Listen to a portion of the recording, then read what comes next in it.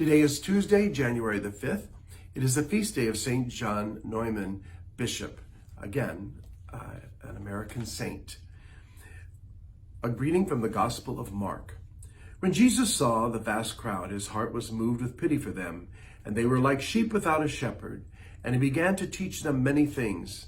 By now it was already late, and his disciples approached him and said, "This is a deserted place, and it is already very late. Dismiss them so that they can go to the surrounding farms and villages and buy themselves something to eat." He said to them in reply, "Give them some food yourselves."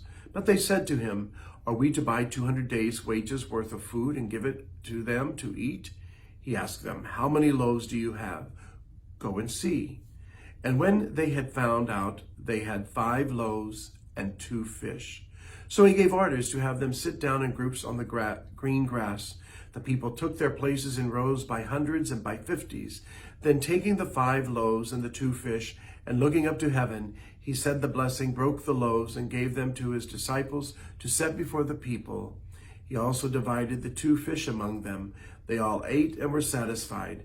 And they picked up 12 wicker baskets full of fragments, and what was left of the fish. Those who ate of the loaves were 5,000 men. The Gospel of the Lord. Praise to you, Lord Jesus Christ. First of all, it is the power of the miracle that Jesus multiplies the loaves and the fish that can be quite overwhelming and quite amazing and really get all of the attention. And certainly it is important for us to recognize the power of Jesus Christ to perform miracles. But I think there's something else going on in this gospel that is very important for us in our daily lives as Catholics and as Christians and in our own parishes.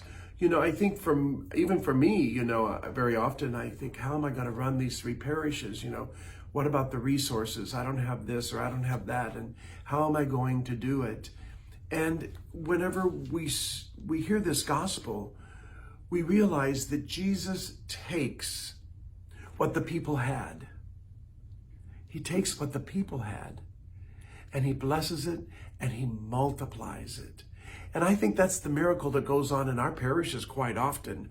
The Lord takes us, our talents, our gifts, our abilities, what we have, and he blesses them and multiplies them. But we have to give them to the Lord. He asked what they had, and then he took it.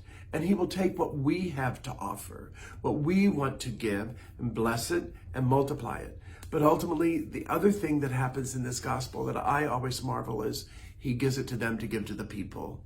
And I think we are called to do the same thing, that he says, give them some food yourselves. He calls on them to do something. It's not just, oh, Jesus, help me. Oh, Jesus, put it all on Jesus.